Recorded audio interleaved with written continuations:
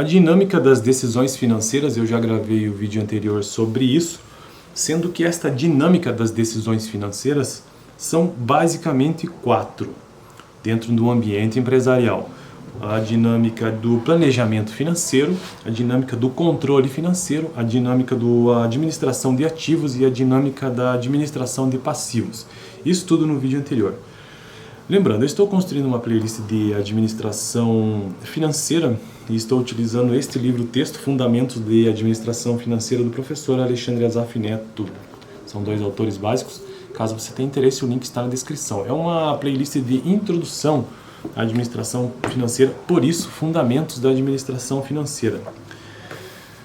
E também cabe aqui relembrar o que significa administração financeira segundo esse autor. A administração financeira é um campo de estudo teórico e prático que objetiva, essencialmente, assegurar um melhor e mais eficiente processo empresarial de captação de recurso e alocação, captação de financiamento, de recurso, ou seja, conseguir dinheiro na praça, e alocação de recurso de capital. Então é captação de recurso e alocação. Captação é conseguir financiamento, grana, e alocação é onde colocar essa grana, ou seja, o investimento. Então a administração financeira é basicamente isso, encontrar a melhor forma de conseguir grana e aplicar essa grana da melhor maneira, isso num contexto empresarial. E aí, como eu já disse, a dinâmica dessas decisões financeiras, pensando nisso, em captar e aplicar, é o planejamento financeiro, controle financeiro, administração de ativos e administração de passivos. Mas hoje, para finalizar esse tópico, na verdade, para finalizar não, para continuar construindo esse tópico sobre a dinâmica das decisões financeiras, que é um tópico bastante extenso nesse livro, quero tratar sobre a decisão de dividendos. Vamos ver então o que o autor tem a nos dizer sobre isso. É importante, ao basear-se nas funções financeiras apresentadas, qualquer que seja a natureza de sua atividade operacional, uma empresa é avaliada como tomadora de 2 grandes decisões, como eu já mencionei no início do vídeo hoje. Decisão de investimento, ou seja, aplicação de recursos, e decisão de financiamento, ou seja, captação de recursos. Bom, então entrando no assunto do vídeo propriamente dito. Uma terceira decisão que envolve a alocação do resultado líquido da empresa, também conhecida como decisão de dividendos, é geralmente incluída na área de financiamento, ou seja, uma subcategoria, uma sub-área da administração de financiamento, por representar em última análise uma alternativa de financiar suas atividades. Dividendo, o que é dividendo? Dividendo é uma decisão que envolve, ou seja, o que significa a decisão de dividendo? Dividendo é uma decisão que envolve fundamentalmente a distribuição de parte dos lucros dos acionistas, ou o custo de oportunidade de manter esses valores retidos, visando lastrear seus negócios. Então a decisão de dividendos tem a ver com a captação, ou seja, de financiamento, porque uma empresa ela pode captar recursos para se autofinanciar, seja de recursos de terceiros lá fora, em bancos, enfim, em investidores, como pode captar também de recursos próprios, ou seja, de seus acionistas, de seus sócios. E quando ela consegue captar recursos próprios de seus acionistas e sócios, então a empresa ela tem que retornar isso em forma de dividendos. Isso que significa dividendo. Você é proprietário ou um dos proprietários ou um dos acionistas de uma empresa, você tem o seu valor retornado a partir de dividendos.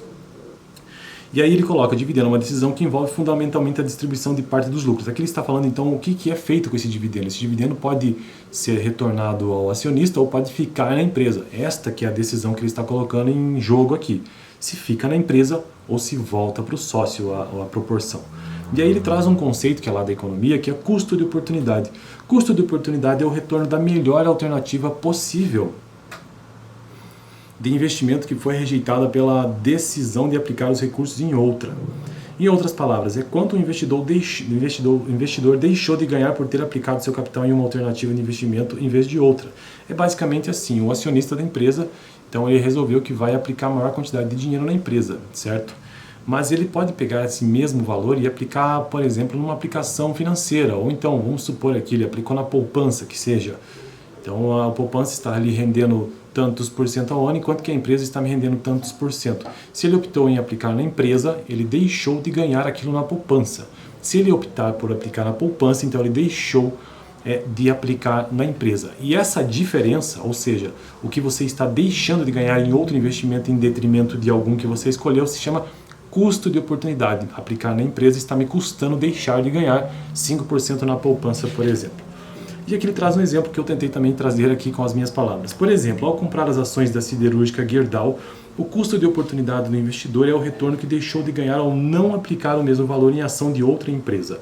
Em geral, o custo de oportunidade considera alternativas de mesmo risco. Assim, se uma empresa reteve os seus lucros, não pagou dividendos, espera-se que seja capaz de produzir um retorno pelo menos igual ao que os seus acionistas iriam auferir caso tivessem recebido os dividendos. Se isso não ocorrer, é possível esperar uma desvalorização dos preços das ações no mercado, ou seja, uma destruição do valor para os acionistas. E para finalizar o vídeo de hoje, as decisões financeiras são tomadas pelas empresas de forma contínua e inevitável. A decisão de investimento, considerada como a mais importante de todas, envolve todo o processo de identificação, avaliação e seleção das alternativas de aplicações de recursos na expectativa de se auferirem benefícios econômicos futuros. Por não se ter certeza da realização futura de lucros, a decisão de investimentos envolve risco, devendo ser avaliada em termos de relação risco-retorno. E aí no próximo vídeo então quero tratar um pouco mais sobre as decisões de investimento e as decisões de financiamento. Qual que é a diferença entre essas duas, segundo este autor, para a gente entender melhor um pouco isso. Beleza? Eu fico por aqui, dá uma olhada no vídeo anterior onde eu tratei com maior detalhe sobre as dinâmicas ou a dinâmica das decisões financeiras, a saber, planejamento financeiro, controle financeiro, administração de ativo e administração de passivo. Isso como um administrador financeiro, pensando da perspectiva de um administrador financeiro. Eu fico por aqui, até o próximo vídeo semana que vem.